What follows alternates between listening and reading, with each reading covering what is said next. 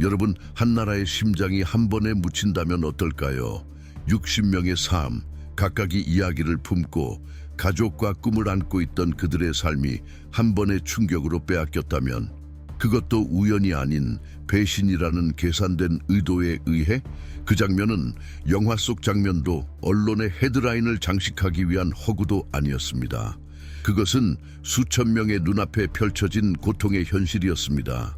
60개의 관이 일렬로 놓였고 부르키나파소의 국기가 그 위를 덮고 있었습니다.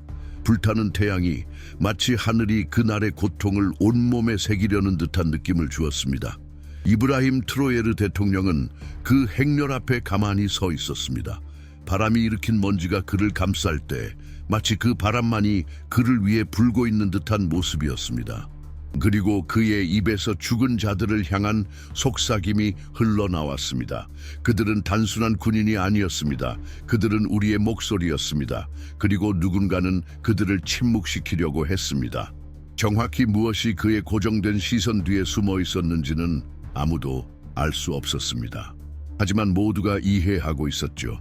그 슬픔은 일시적인 것이 아니었음을. 그리고 한 가지 더 무겁게 다가오는 사실이 있었습니다. 매복 공격이 있기 며칠 전 서방의 사절들이 와가두구에 도착해 금빛 훈장을 들고 친근한 말을 주고받으며 파트너십을 약속했었습니다. 그것은 사진을 찍고 축하하며 전략적 접근을 위한 또 하나의 상징적 행위로 기록될 연극과 같았습니다. 하지만 이브라힘 트로예르 대통령은 손을 내밀지 않았습니다. 그는 거절했습니다. 미소도 호의도 거짓된 연극도 없이. 그리고 그 거절이 마치 한마디의 판결처럼 다가온 뒤 매복 공격이 발생했습니다. 우연일까요? 아니면 결과일까요? 모든 것이 시작된 건 새벽이었습니다. 새벽 4시 38분, 사막의 차가운 침묵이 정확한 공격에 의해 깨졌습니다. 동부 지역에 있는 다르고 근처 군기지가 목표였죠. 구조 요청의 시간은 없었습니다. 첫 2분 이내에 모든 통신 시스템이 차단되었습니다. 감시 드론, 적대적인 움직임을 감시하던 드론들이 방금 꺼진 방의 불처럼 멈췄습니다. 전송 코드를 아는 사람은 누구였을까요? 순찰 패턴을 알고 있는 사람은 누구였을까요? 답을 찾을 수 없는 질문들이 군 관계자들과 시민들 사이에서 울려 퍼졌습니다. 왜냐하면 그것은 단지 60명의 죽음만이 아니었기 때문입니다. 그것은 한 국가의 취약성이 그대로 드러난 순간이었죠. 정고가 되었을 때, 시신들이 마침내 수습되어 돌아왔을 때 수도의 공기는 더 무겁게 느껴졌습니다. 각각의 관은 국기 속에 감싸여 민중 앞에 놓였습니다. 긴 연설은 없었습니다. 그저 말로 표현할 수 없는 슬픔만이 존재했습니다. 24시간이 지나지 않아 국회의 벽에 큰 포스터들이 붙었고 군인들의 사진이 공공방송에 송출되었으며 학교들이 문을 닫고 국회의 계단에 커다란 검은 천이 덮여 있었습니다. 그 위에는 모든 이들의 시선을 관통하는 문구가 적혀 있었죠. 그들은 헛되이 죽지 않았다. 하지만 어떻게 설명할 수 있을까요? 저녁 식사에 더 이상 아들을 볼 수 없는 아버지에게, 더 이상 그의 웃음을 볼 수 없는 어머니에게, 방송에 나온 얼굴들은 19살에서 38살 사이의 젊은 사람들이었고 그들 중 대부분은 아버지였고 아들이었습니다. 그리고 방송에서 한 명씩 언급될 때마다 그 이름은 집단 기억에 또 다른 상처를 남겼습니다. 그날 그 나라의 모든 사람들은 그 상실을 맞이하며 무릎을 꿇었습니다. 하지만 그 눈물 속에서 뭔가가 싹트기 시작했습니다. 그것은 체념이 아니라 의심의 씨앗이었습니다. 그 며칠 전 축하와 약속을 전하러 왔던 자들에 의해 거절된 그 작은 제스처. 그러나 그것은 그 무엇보다 중요한 의미를 가졌습니다. 왜냐하면 부르키나파소는 이제 더 이상 상징을 수용하지 않겠다고 분명히 말했기 때문입니다. 그리고 몇 날이 지나지 않아 60명의 군인들이 땅속에 묻혔습니다. 일부 사람들에게는 그 우연의 일치가 받아들여지지 않았습니다. 그것은 숨겨진 답장이었을까요? 자존심의 대가였을까요? 그 의심은 불꽃처럼 퍼져나갔고 그것은 모스크, 대학, 시장, 그리고 지역 방송을 넘어섰습니다. 보보디울라소에서 대모스크 마당에서 열린 기도는 속삭임으로 가득했습니다. 한 남자가 고개를 숙인 채 떨리는 목소리로 말했습니다. 그래, 이것이 바로 일어설 대가구나. 아무도 대답하지 않았습니다. 그러나 모든 이들이 말없이 고개를 끄덕였습니다. 대학에서는 학생들이 벽에 빨간 스프레이로 썼습니다. 우리의 자존심은 가격이 있다. 그리고 우리는 그 값을 치르고 있다. 심지어 언론은 그동안 회피하던 표현을 쓰기 시작했습니다. 조정된 메시지, 전략적 보복. 한 신문은 신문 표지에 이렇게 적었습니다. 서방을 거부하면 그들은 총을 쥐고 있는 이가 누구인지 기억한다. 이 국정의 중심, 쿨루바 복합단지의 벽 뒤에서는 아무런 열정적인 연설도 성급한 선언도 들리지 않았습니다.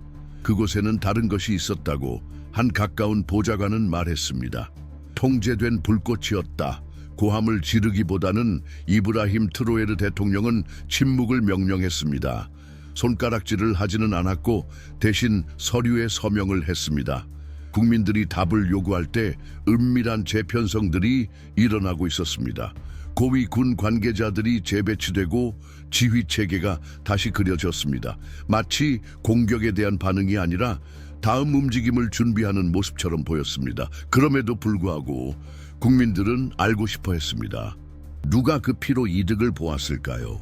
부르키나파소의 약점을 이용한 이들은 누구였을까요? 서방의 손길이 아니었다면 그들은 서방에 의해 재정 지원을 받고 훈련된 다른 이들이었을까요? 아니면 더 심각하게 그것은 아프리카 전체를 향한 메시지였을까요? 자립을 선택한 자들에게 어떤 대가가 따르는지 그 교훈을 전하려는 경고. 모든 제시된 이론들은 그럴듯했을 뿐만 아니라 필수적이었습니다. 단순한 우연이라는 설명은 공동체의 지능을 모욕하는 듯했습니다. 그때 동정의 말들이 전송된 편지 더미에 쌓였습니다. 화려한 봉투에 담긴 외교적인 편지들이었습니다. 일부는 국회에서 읽혔고 많은 편지들은 프로토콜 테이블 위에 그대로 두었습니다.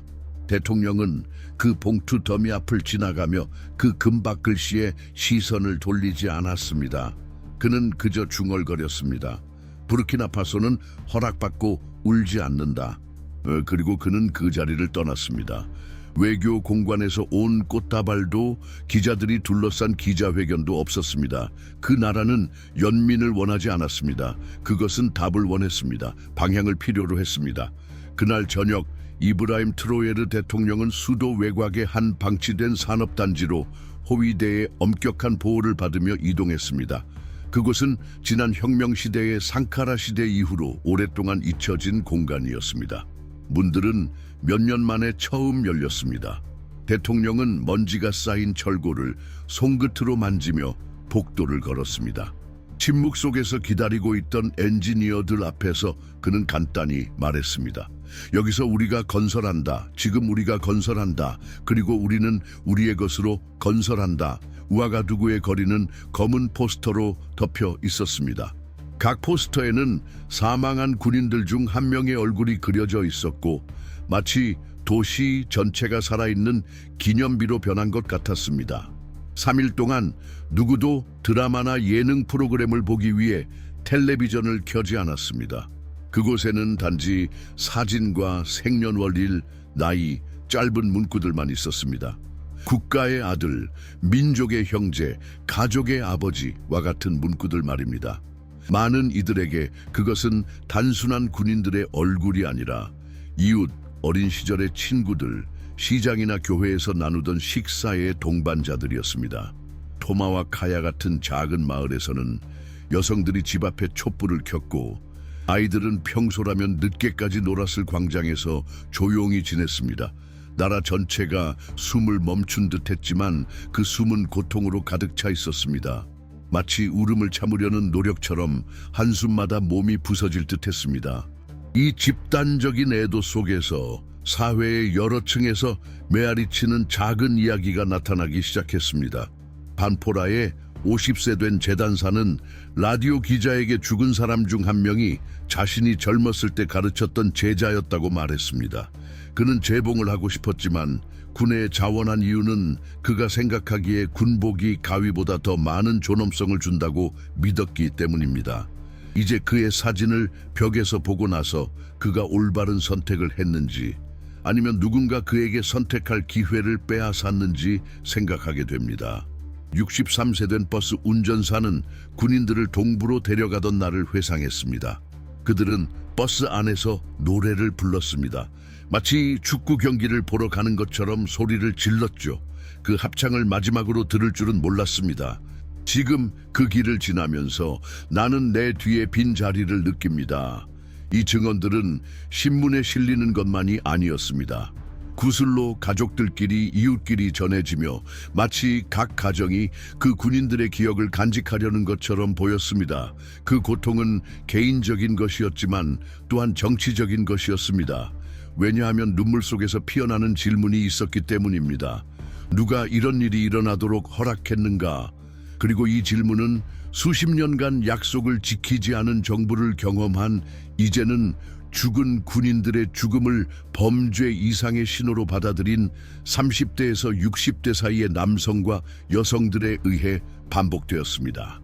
교회에서 신부들은 강론을 통해 존엄성과 책임에 대해 이야기했습니다. 모스크에서는 이맘들이 살아있는 자들을 보호해야 할 의무를 상기시켰습니다. 시장에서는 상인들이 거래를 중단하고 누가 공격을 발생시키도록 눈을 감았는지에 대한 소문을 논의했습니다. 모든 공공장소가 기억과 추측의 아레나로 변했습니다. 아무도 무관심할 수 없었습니다. 왜냐하면 그것은 멀리 떨어진 비극이 아니라 공동체의 몸에 열린 상처였기 때문입니다. 그 애도의 날들은 또한 국민들이 자신들이 가지고 있던 잠재력을 드러내는 시간이었습니다. 슬퍼하면서도 많은 사람들은 그 고통을 저항으로 바꾸기 시작했습니다. 보보디울라소에서는 교사들이 학교를 다시 열기로 결심했습니다. 하지만 그곳에서는 일반 수업을 하는 것이 아니라 학생들이 쓰러진 군인들에게 편지를 쓰게 했습니다. 몇몇 아이들은 단어를 읽는 것도 힘들었지만 나를 지켜줘서 고마워 라는 문구를 끄적이며 편지를 썼습니다. 쿠두구에서는 여성들이 모여서 공동 식사를 준비하고 애도하는 가족들에게 음식을 나누어 주었습니다. 그것은 오랫동안 잊혀졌던 고대의 연대의 표시였습니다. 우아히구야에서는 젊은이들이 분노의 슬로건 대신 무덤 위로 자라는 나무들을 그린 벽화를 그렸습니다. 그것은 슬픔 속에서 새로운 것이 싹트고 있다는 신호였습니다. 하지만 이러한 집단적인 표현 뒤에는 더 씁쓸한 층이 있었습니다. 시장과 공장에서는 노동자들이 목소리를 높여 독립의 대가가 너무 비싼 것은 아닌지 의문을 제기했습니다. 우리는 더 많은 손실을 감당할 준비가 되어 있습니까?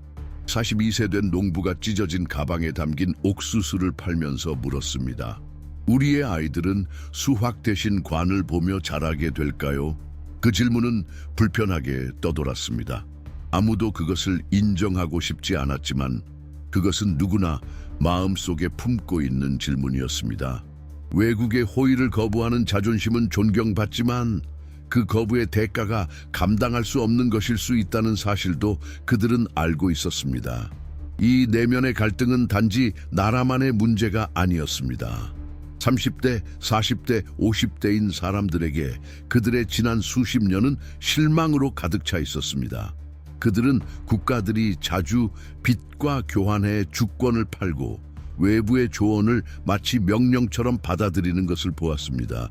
그리고 갑자기 이브라임 트로에르 대통령은 아니오라고 말하기로 결심했습니다. 그는 외교 무대에서 고개를 숙이지 않기로 했습니다. 그 제스처는 웅장하게 보였지만 국민들을 딜레마에 놓이게 했습니다. 어떻게 고귀한 자세를 유지하면서 그 선택의 대가를 피할 수 있을까요? 거리에서 가장 많이 들리는 말은 우리는 애도하지만 패배하지는 않았다 였습니다. 그러나 그 감정에는 미세한 차이가 있었습니다. 일부는 분노로 즉각적인 복수를 원했습니다. 다른 사람들은 침착하게 그 고통이 더 큰 무엇인가로 바뀌어야 한다고 이해하는 듯 말했습니다. 60세 이상의 여성들에게 그 말은 또 다른 의미를 지니고 있었습니다. 패배하지 않았다는 것은 잊혀지지 않았다는 뜻입니다. 파다 은구르마의 한 노파는 이렇게 요약했습니다. 그들의 기억이 남아있다면 아무도 우리 위에 승리한 것이 아니다. 국가가 공식적인 3일의 침묵을 지나고 있을 때 분위기는 준비의 상태였습니다. 보복의 공개적인 명령도 힘을 과시하는 군대의 행진도 없었습니다. 하지만 사람들의 눈빛에는 변화가 있었습니다. 노동자들은 거리를 참호처럼 보았고 교사들은 교실을 의식의 군대로 바라보았습니다. 농부들은 그 땅을 단순한 경작지가 아니라 방어해야 할 영역으로 보았습니다. 이러한 인식의 변화는 새로운 감각을 만들어냈습니다. 이제 국가는 군인만의 임무가 아니라 모두의 임무로서 자신들을 방어해야 한다는 사실을 깨닫고 있었습니다. 그럼에도 불구하고 그 상처는 쉽게 아물지 않았습니다. 길거리에는 군인들이 더 큰 게임의 일부로 희생되었는지에 대한 논의가 있었습니다. 그것은 부르키나파소가 단지 말려져 있는 말을 깨우기 위한 도구에 불과한지에 대한 의문이었습니다. 라디오에서는 기자들이 이런 질문을 던졌습니다. 우연이었나요? 응답이었나요? 아니면 경고였나요? 답은 없었습니다. 오직 이론들만이 연기처럼 퍼져갔습니다. 그리고 그 불확실성은 두려움과 결단력을 동시에 불러일으켰습니다.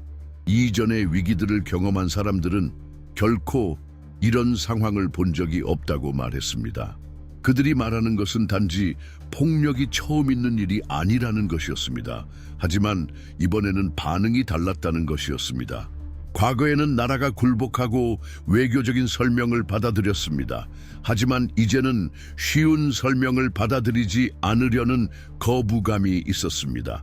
국민들은 자신들이 이 정체불명의 고통을 지나 더 강한 그러나 더 진실된 미래로 나아가는 문턱에 서 있다고 느꼈습니다. 가장 인상 깊은 점은 이 각성이 정부에만 국한된 것이 아니었다는 것입니다. 그것은 가정의 속삭임, 자녀들의 미래에 대해 고민하는 저녁 식탁에서 나타났습니다. 40대인 부모들은 자녀들에게 복종의 나라를 물려줄지 아니면 저항의 나라를 물려줄지를 자문했습니다.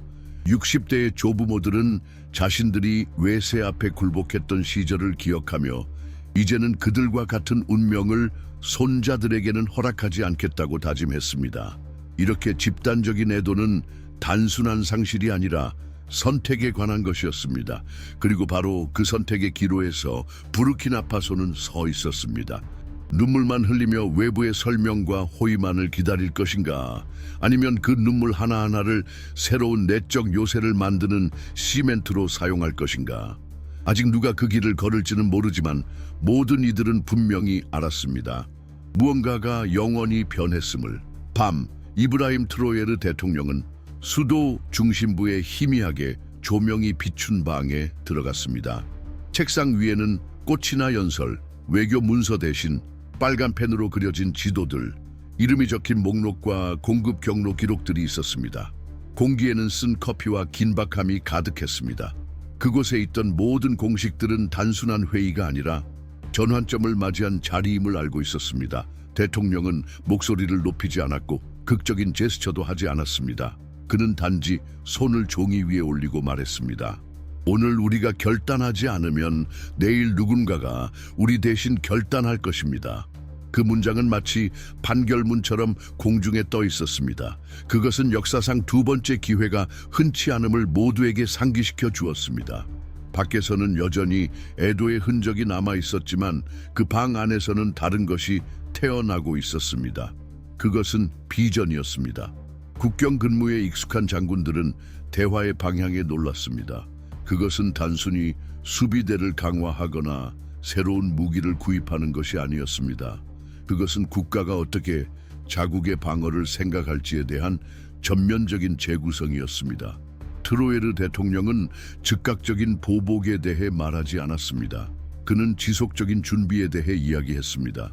마치 진짜 전쟁은 단순히 공격하는 자와 싸우는 것이 아니라 항상 늦게 반응할 수 있다는 착각과 싸우는 것임을 이해하는 듯했습니다.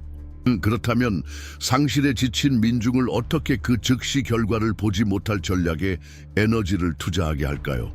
여전히 자식들을 묻고 슬퍼하는 가정에서 어떻게 그들의 희망을 불태울 수 있을까요?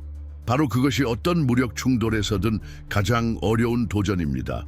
고통을 절망으로 변하기 전에 그것을 훈련으로 바꾸는 것입니다. 한편 우아가두구의 동네에서는 또 다른 형태의 움직임이 나타났습니다. 기계공들은 더 이상 팔지 않을 금속 부품을 모으기 시작했습니다. 그것이 방어 프로젝트에 쓸 수 있을 것이라고 말하며요. 인터넷 카페에서 일하는 젊은 프로그래머들은 밤마다 모여 암호화 시스템을 연구하기 시작했습니다. 농부들은 자신들의 농작물을 어떻게 재배해야 할지 이야기하며 이를 농촌 지역에서의 은폐 작업에 사용할 수 있을지 논의했습니다. 그것은 정부가 지시한 것이 아니었습니다. 그것은 공식적인 명령 없이 사회가 스스로 조직되기 시작한 것이었습니다. 마치 매일의 행동 하나하나가 새로운 성벽의 일부가 될 수 있음을 알듯이 이런 집단적인 각성이 갑자기 왜 일어난 걸까요? 단지 두려움 때문일까요? 아니면 생존이 위협받을 때 다시 깨어나는 깊은 집단 기억이 있는 걸까요? 많은 이들이 전쟁과 저항의 시대를 겪은 조상들의 이야기를 떠올렸습니다. 현대적인 무기가 없던 시절, 용기와 지혜로 버텼던 그 시절을, 그리고 이제 2025년 현재 그 옛 기억이 새로운 형태로 나타나고 있었죠. 전통과 기술이 결합된 형태로 말입니다. 나라의 한 구석 야코라는 마을에서는 47세의 한 교사가 공식적인 애도 기간이 끝나기도 전에 수업을 재개하기로 결심했습니다. 하지만 그녀는 수학이나 문학을 다시 가르친 것이 아니었습니다. 그녀의 칠판에는 이렇게 적혔습니다. 역사를 이해하지 못한 자는 그것을 반복하게 된다.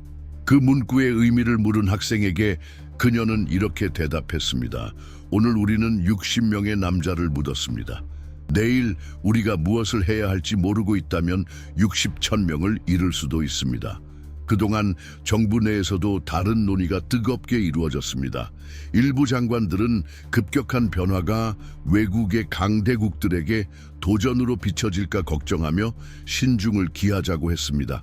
반면 젊은 장관들은 이제 더 이상 복종적인 자세를 고수할 때가 아니라며 입장을 바꾸자고 주장했습니다. 두 입장 사이에서 트로예르 대통령은 침착함을 유지하며 각 주장을 들었습니다. 그리고 그는 빠른 대답을 하지 않고 불편한 질문을 던졌습니다. 우리가 더 기다리면 더 강해질까요? 아니면 더 약해질까요? 우리가 할 수 있는 것과 할 수 없는 것의 한계를 누구가 정할까요? 더 위험한 것은 외국의 동맹을 불쾌하게 만드는 것일까요? 아니면 우리의 자녀들에게 불확실성의 미래를 물려주는 것일까요? 이러한 질문들은 논의를 마무리 짓기보다는 오히려 생각의 균열을 더 깊게 만들었고 모두를 익숙한 답을 벗어나게 했습니다. 그리고 진짜 전쟁이 군대와의 싸움이 아니라 의존적인 사고방식과의 싸움이라면 어떨까요? 이 물음은 대학 지역 방송, 노동자들의 비공식 모임에서 돌기 시작했습니다. 50대 남성들은 그 문구가 의미가 있다는 것을 인정했습니다. 그들은 수많은 대출과 개발 약속을 들었지만 수년 후 여전히 같은 가난과 취약함에 직면해 있었기 때문입니다. 이번에는 군사적 주권뿐 아니라 심리적인 존엄성도 걸려 있다는 사실을 깨닫고 있었습니다. 날이 지나면서 더 큰 변화가 일어나고 있다는 신호들이 보였습니다. 인기 있는 음악가들은 슬픔과 저항의 메시지를 담은 노래를 만들기 시작했습니다. 거리 화가들은 죽은 군인들의 얼굴만을 그린 것이 아니라 책과 도구를 들고 있는 아이들의 모습을 그렸습니다. 그것은 전투가 전장에서만 일어나는 것이 아니라 학교와 공방에서도 이루어지고 있다는 메시지를 담고 있었습니다. 나라가 조금씩 다르게 숨쉬기 시작했습니다. 여전히 울고 있었지만 각 눈물은 더 이상 단지 슬픔만을 담고 있지 않았습니다. 그것은 또 다른 공격을 허락하지 않겠다는 결단을 담고 있었습니다. 그리고 여기서 가장 분명한 전환점이 있었습니다. 부르키나파소는 위축되는 대신 확장되는 듯 보였습니다. 그것은 영토의 확장이 아니었고 오히려 의식의 확장이었습니다. 그 공격은 국가의 척추를 부러뜨릴 수도 있었지만 새로운 국가적 자세를 만들어내고 있었습니다.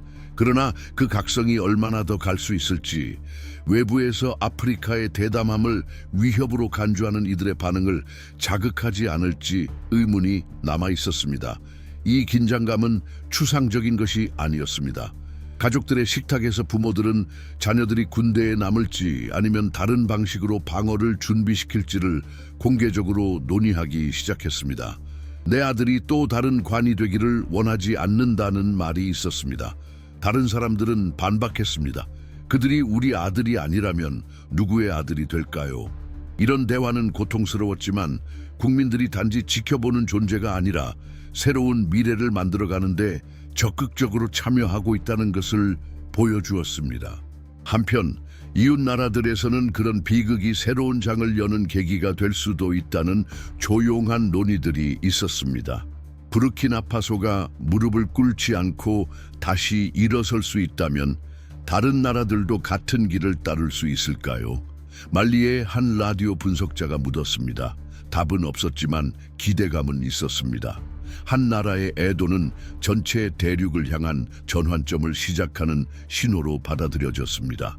그리고 이 이야기가 당신에게 닿는 순간입니다. 이것은 지도에서 멀리 떨어진 나라의 이야기가 아닙니다. 이것은 보편적인 선택의 반영입니다. 얼마나 자주 당신의 일상에서 잠시 평화를 얻기 위해 타인이 강요한 상황을 받아들이는 것이 좋을지 고민한 적이 있나요? 얼마나 자주 자신의 존엄을 포기하는 것이 더 쉬워 보이지만 그 대가가 수년 동안 눈에 보이지 않는 가격을 지불하게 된다는 것을 깨달았나요?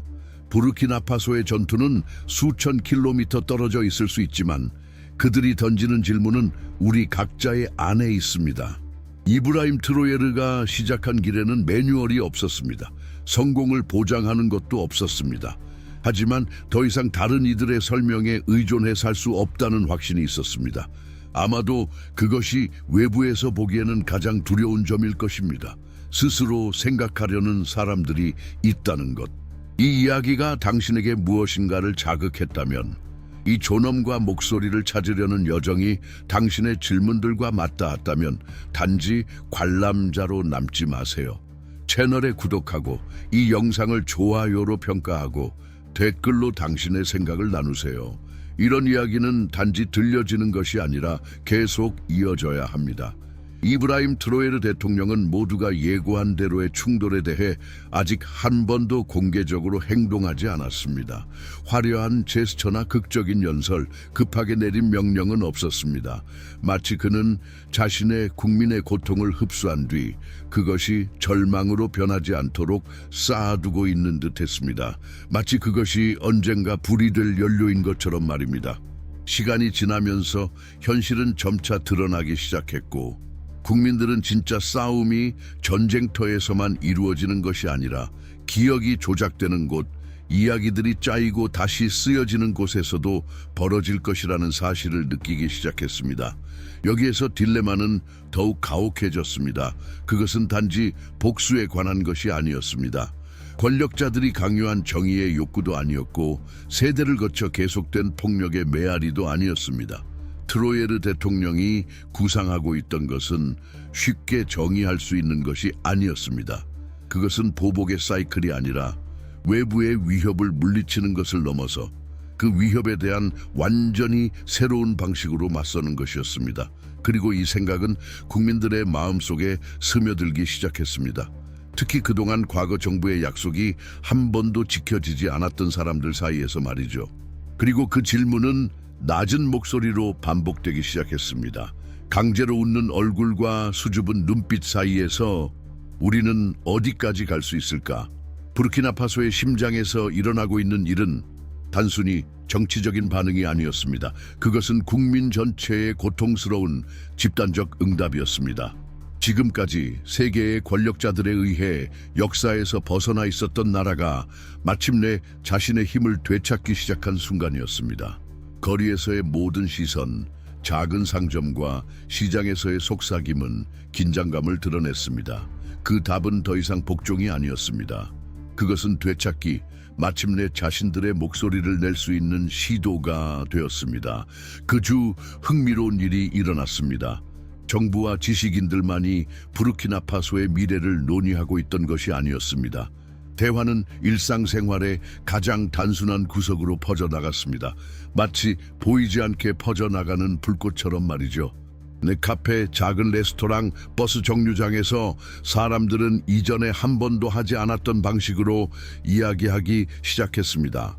단지 지역 정치에 관한 것이 아니라 진정으로 독립적이고 자주적인 나라가 된다는 것이 무엇을 의미하는지에 대해 말입니다. 그들은 이제 더 이상 정부의 역할을 묻고 있는 것이 아니었습니다. 그들은 이제 처음으로 자신들의 존재가 무엇인지, 나라로서의 의미가 무엇인지를 묻고 있었습니다. 우리의 독립이 단지 우리가 가진 권력을 드러내기 위한 표식에 불과한가요? 아니면 우리가 정말로 우리의 결정을 통제하고 있는 것일까요? 이 의문은 이제 단지 한 사람의 생각이 아니었습니다. 그것은 지속적인 대화로 변했고 점차 공공의 논의로 확대되었습니다. 한 나라가 애도의 중심으로 단합된 듯 보였던 그 순간, 그것은 불화와 성찰의 장으로 변해갔습니다. 왜냐하면 사실 그 국민들을 괴롭히는 것은 외부의 적과 싸우는 것이 아니라 수십 년 동안 강요된 약함을 받아들이는 것이었기 때문입니다. 우아가두구의 가장 가난한 동네들에서는 노동자들의 자녀와 작은 상인들이 모여 저항을 어떻게 폭력 없이 할 수 있을지에 대해 많은 이야기를 나누었습니다. 마치 저항이 단지 무기의 손에 있는 것이 아니라는 이야기였습니다. 진짜 싸움은 전쟁터에만 있는 게 아니다. 72세의 한 장인이 말했습니다. 그는 자신의 어깨에 모든 역사적 고통을 짊어지고 있는 듯한 모습이었습니다. 진정한 싸움은 우리가 지금 있는 모습이 과거 우리가 선택한 것의 반영일 뿐이라는 것을 이해하는 데 있다. 싸움은 총에서 시작되지 않는다. 우리 안에서 시작된다. 그의 말을 들은 사람들은 그가 단순히 철학적인 말을 하고 있는 것인지 아니면 자신이 보기에 미래의 열쇠를 공유하려는 것인지 알 수 없었습니다. 그 순간 저항이 또한 갱신의 행위라는 생각은 노인들에게서 의미를 갖기 시작했습니다. 그들은 독립이라는 단어가 과거의 약속이 이루어지지 않았던 시대를 살았고 많은 이들이 식민지 시대와 그 흔적을 경험했기에 알았습니다. 지도가 그린 경계선이 아무리 명확해도 아프리카와 서방을 이어주는 보이지 않는 연결고리는 상상할 수 있는 모든 선보다 강했음을 알고 있었습니다. 하지만 무엇이 시작되었던 것은 급작스러운 반응이 아니었습니다. 그것은 조금씩 자라난 것이었고 기록되지 않은 대화 하나하나, 서로 나누어진 시선들, 그리고 처음으로 만약 복종의 길을 따르는 대신 우리 자신의 목소리와 손으로 길을 가기로 한다면? 이라고 물은 사람들 속에서 자라났습니다. 그 딜레마는 그곳 변화의 바람이 불기 시작한 모든 길목에 있었습니다. 그럼에도 불구하고 모든 대화와 긴장 속에서 그 뒤에서 더욱 급박한 일이 일어나고 있었습니다. 사람들이 질문을 던지는 동안 트로에르 대통령은 흔들림 없이 결정을 내리고 있었습니다. 그 후 몇 주 동안 전략적인 결정들이 쏟아졌습니다. 군사, 경제, 대학, 상업, 농업, 노동 현장 등 모든 분야에서 사회의 모든 분야가 재구성되기 시작했습니다. 그것은 국가가 단지 살아남는 것만이 아니라 다시는 굴복하지 않도록 강력하게 유지되기 위한 과정이었습니다. 학교에서는 커리큘럼이 바뀌기 시작했습니다. 단순히 과목만의 변화가 아니었습니다. 교육은 이제 기술자나 전문가를 양성하는 것이 아니라 자신의 주권을 이해하고 방어할 수 있는 시민을 양성하는 것이 되었습니다. 이것은 단순한 교육 개혁이 아니었습니다. 그것은 더 큰 무엇인가를 위한 준비였습니다. 각 어린이는 이제 단지 무기만을 들 준비를 하는 것이 아니라 저항의 일부로서 훈련되고 있었습니다. 그런데 이 새로운 자세는 무엇을 의미했을까요? 그것은 그 나라의 아이들이 과거를 돌아보고 자신들의 선택을 이해할 수 있도록 교육받고 있다는 것을 의미했습니다. 이것은 단지 형식적인 교육이 아니었습니다. 그것은 정신적인 재구성의 운동이었습니다. 부르키나파소 국민들에게 진정한 전투는 각 시민 안에서 벌어지고 있었습니다. 그들은 복종의 미래가 아니라 진정한 독립의 미래를 준비하고 있었습니다. 하지만 이러한 결정들이 국가 안에서 울려 퍼지는 동안 외부 세계의 관심도 점차 집중되기 시작했습니다. 언제나 그렇듯 한 나라가 자결의 길을 선택하면 주변 모든 나라들이 그것을 주의 깊게 살펴보게 됩니다. 글로벌 강대국들은 스스로 일어서는 아프리카를 용납할 수 있을까요? 아니면 항상 그들이 관리할 수 있는 세계의 주변부에 그들이 남아있는 것이 더 나을까요? 이브라임 트로예르 대통령이 점점 더 대담한 결정을 내리자 다른 나라들이 주의 깊게 지켜보기 시작했습니다. 단지 서방 국가들만이 아니라 아프리카 대륙 전체가 부르키나파소의 태도 변화가 미칠 영향을 느끼고 있었습니다. 다른 아프리카 수도들의 변두리에서 이미 이런 질문이 나오기 시작했습니다. 이제 우리가 허가를 기다리는 대신 스스로 행동을 시작할 때가 온 것일까요? 트로예르가 하고 있는 일은 단순한 정치적 행동이 아니었습니다.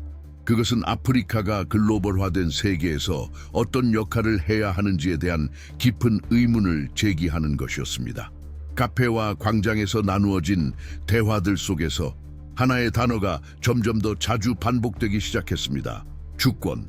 그것은 추상적인 개념이 아니었습니다. 그것은 현실적이고 실질적인 것이었고 사람들의 일상 속에서 점차 경험되기 시작했습니다. 보보디울라소 시장에서 60세의 노상인이 식민지와 독립정부 아래서 살아온 경험을 토대로 말했습니다. 나는 이 나라가 마치 상품처럼 팔리는 걸 보았습니다. 그리고 이제 내 민족이 일어나서 이렇게 말하는 걸 봅니다. 더 이상 안 된다. 이제는 우리가 우리의 것을 통제할 차례다. 그 말 주위에서 다른 이들이 고개를 끄덕이며 동의했습니다. 더 이상 선택의 문제만이 아니었습니다. 그것은 필수적인 문제였습니다. 한편 나라 곳곳에서 긴박한 느낌이 들기 시작했습니다. 이전의 애도가 이제는 더 강력한 것으로 변해가고 있었습니다. 행동. 그것은 절박한 행동이나 무모한 행동이 아니었습니다. 그것은 치밀하게 계획된 행동이었습니다. 우아가두구의 거리에는 재건뿐만 아니라 갱신에 대한 열정적인 연설들이 가득했습니다. 학교들은 단지 커리큘럼을 다시 정리하는 것에 그치지 않고 문화적 지적 저항 프로그램을 시행하기 시작했습니다. 32세의 한 젊은 교사는 이제 자신이 해야 할 새로운 책임을 이렇게 말했습니다. 이제 단지 가르치는 것이 아닙니다.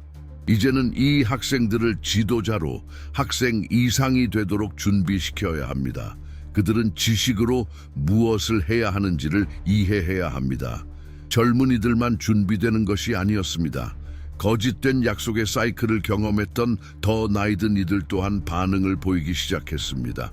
북부 마을에서 65세의 한 남성, 독립을 위해 싸운 운동의 일원이었던 그는 이렇게 말했습니다. 이제 나는 젊은이들이 무엇을 해야 할지 말하는 걸 봅니다. 그들은 우리처럼 같은 실수를 하지 않을 것입니다. 우리가 치렀던 자유의 대가는 여전히 우리 안에 남아있지만 이제 그들은 다르게 할 기회를 가졌습니다. 우리는 그들을 지지해야 합니다. 나이 든 이들의 지원은 단지 상징적이지 않았습니다. 그것은 더 이상 수동적인 자세를 취할 여지가 없다는 인정이었습니다. 외부의 호의를 기다릴 공간은 더 이상 없었습니다. 트로예르의 전략은 많은 사람들이 예상했던 것과 달리 단순히 군사력이나 국제적 동맹에만 의존하는 것이 아니었습니다. 외국 공급자에 의존하는 대신 부르키나파소 정부는 자체 방어 능력을 개발하기 시작했습니다. 다양한 경제 분야에서 일했던 현지 엔지니어들이 모여 군사기술 연구 및 개발팀을 구성했습니다. 28세의 한 젊은 엔지니어는 이렇게 말했습니다. 우리는 이전에는 전혀 의존하지 않았던 것을 만들고 있습니다. 그리고 그것은 단지 장비에 관한 것이 아닙니다.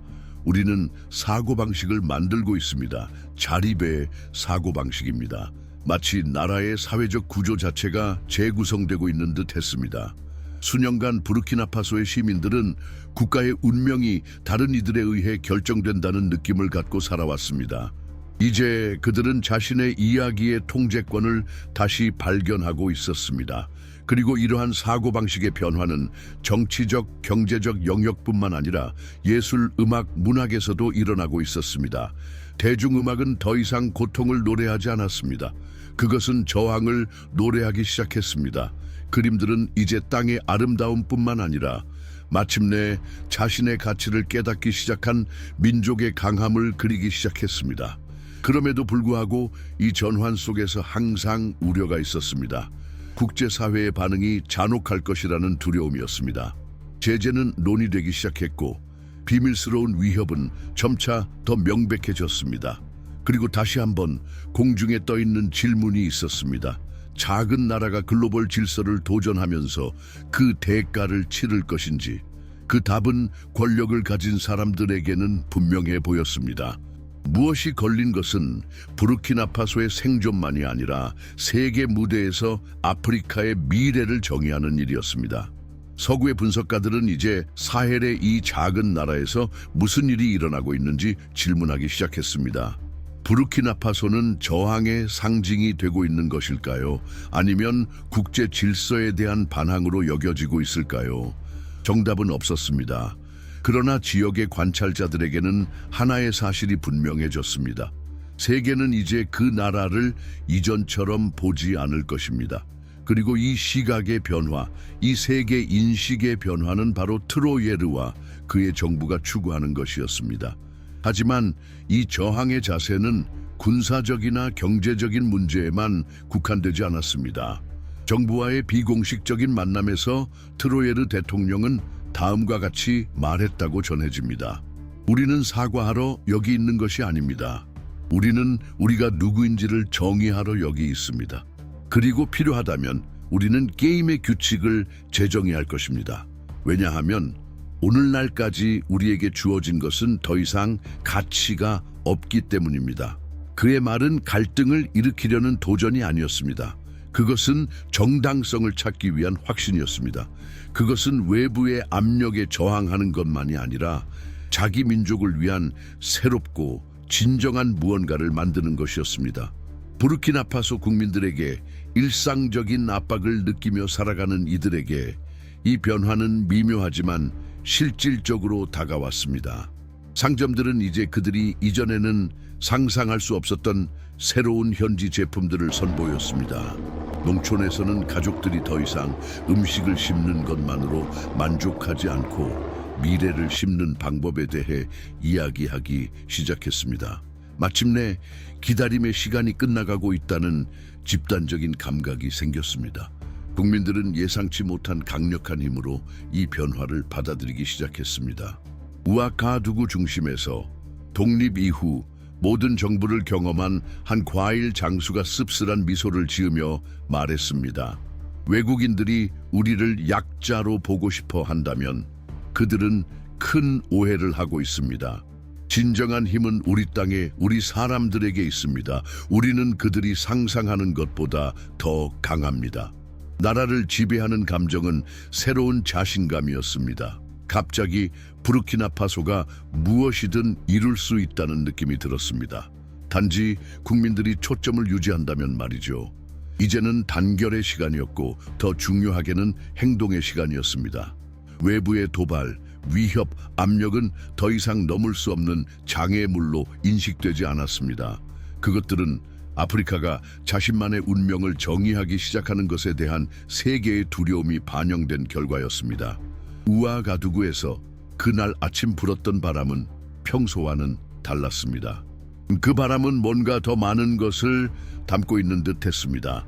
마치 이 도시가 드디어 자신이 더 이상 무관심의 눈길로 바라보지 않고 치열하고 불편한 관심의 대상이 되었다는 것을 깨닫기 시작한 듯한 느낌이었습니다. 아침의 첫 빛이 좁은 거리와 시장을 금빛으로 물들일 때 사람들의 마음속에서 울려 퍼진 질문은 단순했습니다. 하나의 나라가 살아갈 권리를 묻지 않고 스스로 결정을 내리기로 할 때 그때 무슨 일이 일어날까요? 그 결정은 만장일치가 아니었고 그럴 수 없었습니다. 애도의 감정은 여전히 신선했고 마치 치유되지 않는 상처처럼 여전히 아팠습니다. 하지만 공기 중에는 무시할 수 없는 무언가가 있었습니다. 그 전에 용기의 행동처럼 보였던 것이 이제는 입에서 입으로, 골목에서 골목으로 퍼져나가는 혁명으로 변해가고 있었습니다. 사람들은 이제 자신들의 싸움이 단순한 군사적 공격에 대한 저항이 아니라 외교라는 이름의 복종 속에서 살아온 긴 세월에 대한 저항임을 깨닫기 시작했습니다. 한 세대 전체가 저항해야 할 때 저항은 단지 싸우는 것이 아니라 완전하고 진정성 있는 방식으로 존재하는 것이었습니다. 사과하지 않으며 자신을 고백하는 것이었습니다. 카페와 광장에서 대화는 바뀌었습니다. 이제 더 이상 죽은 자들에 대한 이야기만 하는 것이 아니라 그 60명의 전사들이 단지 영웅들이 아니라 더 이상 무시할 수 없는 변화를 일으킨 불꽃임을 이야기하고 있었습니다. 52세의 한 남자는 공원 벤치에 앉아 친구들에게 이렇게 말했습니다. 우리는 이제 더 이상 설명을 기다리지 않습니다. 이제 우리는 미래를 위한 계획이 필요합니다. 계속 기다린다면 우리의 선택을 지배할 것은 항상 외부의 누군가일 것입니다. 그것은 용기의 발언이 아니었습니다. 그것은 깊은 인식이었습니다. 그 자리에 있던 다른 이들은 그 말이 단지 연설이 아니라 있는 그대로의 진실임을 알고 있었습니다. 하지만 그 진실은 대가 없이 오지 않았습니다. 도시의 각 구석에서는 작은 상점들이 문을 닫기 시작했습니다. 고객이 없어서가 아니라 외부의 보복이 다가오는 것에 대한 두려움이 점점 더 실체를 가지기 시작했기 때문입니다. 부르키나파소에서 활동하던 서방의 대기업들은 이제 사업 운영을 재검토하기 시작했습니다. 조정과 위험 재평가라는 모호한 메시지를 보내며 말이죠. 예전에는 단순한 비즈니스 이야기였던 것이 이제는 동맹과 불확실성의 지뢰밭으로 변해갔습니다. 그러나 국민들은 두려움 속에서도 물러서지 않았습니다. 오히려 세상의 시선이 자신들에게 집중된다는 사실이 새로운 에너지를 불러일으켰습니다. 그것은 마침내 자신들이 원하는 것이 무엇인지 알게 된 사람들의 에너지였습니다. 비록 그 길이 가시밭길일지라도 말입니다. 그 힘은 거리에서가 아니라 이웃들 간의 눈빛 속에서 솟아오르고 있었습니다. 과거 다른 이들 앞에서 머리를 숙여야 했던 이들이 이제는 그 눈빛 속에서 더 이상 복종이 아니라 공통된 이해를 보였습니다. 저항은 다시 보통 사람들의 일상에서 시작되고 있었습니다. 가정의 주도적 역할을 하던 여성들은 이제 국가의 미래를 돌보는 역할도 맡게 되었습니다. 탱코도고의 한 어머니가 역사책과 군사 전략서를 침대 아래 숨겨놓은 작은 행동은 자녀들에게 단단히 서서 압박에 굴복하지 말아야 한다는 것을 깨닫게 하기 충분했습니다. 이 질문은 어디에서나 떠올랐습니다. 부르키나파소가 굴복하지 않고 자국의 길을 걸어간다면 누가 그 옆에 일어설까요? 그들이 수동적인 관찰자가 아닌 능동적인 행위자로 나선다면 그들을 지지할 나라는 어디 있을까요? 다른 사람들이 너무 오랫동안 그들의 존재를 규정해온 아프리카가 이제는 스스로의 눈으로 미래를 바라보고 있다고 하면 그들의 결단을 누구가 이해할 수 있을까요? 그것은 단지 정치적인 질문이 아니었습니다. 그것은 존재의 문제, 존재하지 않는다는 것과 존재한다는 것의 문제였습니다. 하지만 트로예르가 하는 일은 단순히 정치적인 것이 아니었습니다. 그의 사명은 점점 더 개인적이고 거의 본능적인 것으로 들리기 시작했습니다. 그에게 있어 국가는 단지 상실에 반응하는 것이 아니라 마침내 깨어나는 것이었습니다. 그리고 그것은 마치 한 국민 전체가 깨어나는 순간처럼 대통령은 이 순간을 화려한 말이 아니라 체계적이고 계산된 장기적인 행동으로 만들고자 했습니다. 그에게 진정한 변화는 대중연설이나 공적 출현에서 오는 것이 아니었습니다. 그것은 군대의 재편성, 민간인을 방어 구조의 일원으로 만드는 훈련 같은 작은 행동들이었습니다. 그것은 강렬한 정치였습니다. 우리는 우리의 방어를 만들고 우리의 이야기를 만들고 우리의 미래를 만들 수 있습니다. 그것은 트로예르가 가장 가까운 참모들에게 속삭였던 철학이었고 이 철학은 정부의 모든 분야에 스며들기 시작했습니다. 대학들은 전통적인 학문을 넘어섰습니다. 이제 그들은 단지 경제학, 정치학, 국제정치학을 가르치는 것이 아니라 내적인 요구를 이해하고 외부의 조언과 압박을 수용하기 전에 자신을 준비시키는 방법을 가르쳤습니다. 그 아이디어는 단순했습니다. 아프리카 대륙은 자원을 풍부하게 가지고 있는데 왜 외부에서 주는 조언과 혜택을 기다려야 하는가? 이 전략적 변화는 더 큰 범위에서 영향을 미치기 시작했습니다. 우아가두구의 변두리에서 상인들이 모여 지역 경제 강화를 위한 중요성에 대해 이야기하기 시작했습니다. 그들은 외국 중개인을 피하고 자체 공급망을 구축하기 시작했습니다. 작은 생산자들이 결집하여 자원을 제공하며 더 이상 값싼 상품이 아닌 자립의 상징으로 시장에 나갔습니다.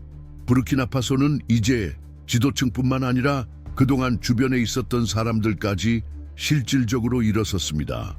이 부르키나파소 국민들은 자신도 모르게 나라를 내적으로 지탱할 준비를 하고 있었습니다. 그동안 외부에서는 압박이 가해졌습니다. 국제사회의 반응은 곧바로 도달했습니다. 다른 국가들이 부르키나파소의 태도를 비판하는 성명을 발표하기 시작했습니다. 하지만 트로예르는 물러서지 않았습니다.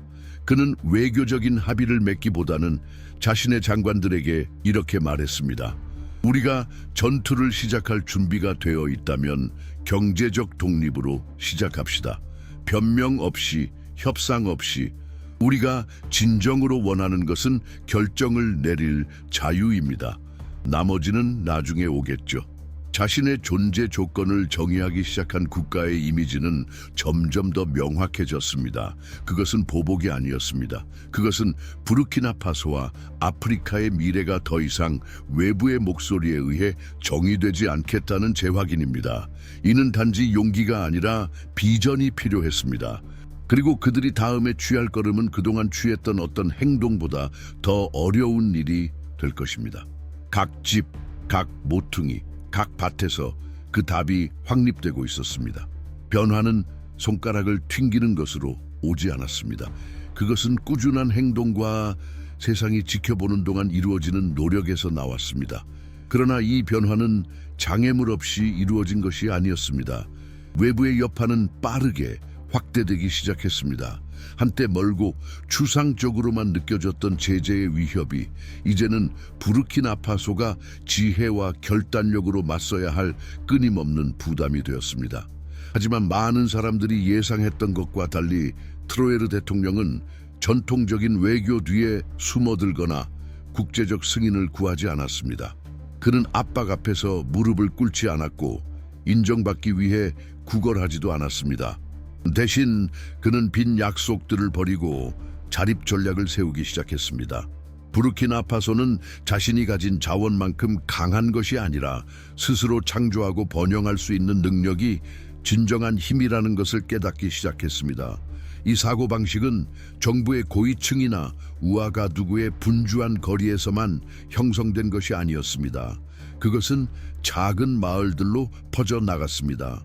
그곳에서 나이든 이들은 이제 젊은이들이 미래를 과거의 연장선이 아니라 자신의 손으로 만들 수 있는 것으로 보고 있다는 사실을 깨달았습니다. 예전에는 국제 시장을 위한 노동력을 키우는데 중점을 두던 학교들은 이제 학생들에게 그들의 역할이 단순히 강요된 문화의 소비자가 아니라 국가의 미래를 변화시킬 수 있는 능동적인 시민임을 가르치기 시작했습니다. 그 미래는 자립, 주권 그리고 창의적 저항의 정신으로 만들어지고 있었습니다. 그러나 이 변혁은 빠르게 이루어지지 않을 것입니다. 그것은 인내와 회복력 그리고 세계 대부분이 인정할 준비가 되어 있지 않은 용기를 필요로 했습니다. 그러나 가장 흥미로운 점은 이 변화가 국가의 지도자들이나 지식인들로부터 비롯된 것만은 아니라는 사실이었습니다. 그것은 일반 시민들, 그들이 의도하지 않았던 방식으로 아프리카 대륙의 새로운 역사를 쓰기 시작하고 있었습니다. 일상 속 작은 행동들, 광장과 시장에서의 대화들, 음식을 재배하는 것뿐만 아니라 더 단단하고 진정성 있는 미래를 심는 것에서 부르키나파소는 내적으로 재구성되고 있었습니다. 그렇다면 이것은 세계 다른 나라들에겐 무엇을 의미할까요? 글로벌 리더들이 아프리카 국가들에 대한 규칙을 정하던 방식에 익숙한 그들이 이 조용하지만 강력한 변화를 어떻게 받아들일까요? 답은 아직 명확하지 않았습니다. 그러나 한 가지는 분명했습니다. 부르키나파소는 더 이상 무시당하지 않을 것이며 주변부의 나라로 취급되지 않을 것입니다. 사헬에서 일어나고 있는 일은 이제 더 이상 고립된 현상이 아니었습니다. 그것은 씨앗이 뿌려졌고 그것이 자라면서 미래에는 아프리카 전체에 열매를 맺을 수 있을지도 모른다는 가능성이었습니다. 이 여정을 따라오면서 트로예르와 같은 지도자가 어떻게 이렇게 많은 외부 압박 속에서도 굳건한 자세를 유지할 수 있는지 궁금해졌을 것입니다. 왜 누군가는 에스태블리시된 질서를 도전하며 자기 국민이 그로 인해 큰 대가를 치를 수 있다는 것을 알고도 위험을 감수할까요? 이러한 질문들은 우리가 역사를 돌아볼 때 가장 중요한 결정들을 이해하는 데 중심이 됩니다. 그리고 이 자세를 이해하려면 도널드 트럼프와 시진핑 같은 글로벌 리더들의 경로를 살펴보는 것이 중요합니다. 그들의 어린 시절부터 권력의 이면까지의 이야기들은 단순히 그들의 전략과 집착을 드러낼 뿐만 아니라 최근에 몇몇 가장 중요한 국제적 움직임들을 일으킨 모순을 밝혀냅니다. 이러한 움직임을 이해하는 것은 부르키나파소에서 벌어지고 있는 사건들의 이면을 이해하는 데 필수적입니다. 이 두 인물이 어떻게 세계적인 무대를 형성하고 여전히 영향을 미치고 있는지 알고 싶다면 도널드 트럼프와 시진핑의 전기를 다룬 독점 이북을 확인해 보세요. 이 이북은 고정 댓글에 있습니다. 그리고 이 여정이 당신에게 감동을 주었고 이러한 변화를 우리가 이제 막 이해하기 시작했다고 느낀다면 채널을 구독하고 이 영상을 좋아요로 평가하고 댓글로 자신의 생각을 나누세요. 미래는 지금 쓰여지고 있습니다. 각자의 목소리가 이 과정에서 중요한 역할을 하게 될 것입니다. 함께 해주셔서 감사합니다. 우리는 이제 막 시작했습니다. 다음 여정은 더욱 흥미롭고 폭로적일 것입니다.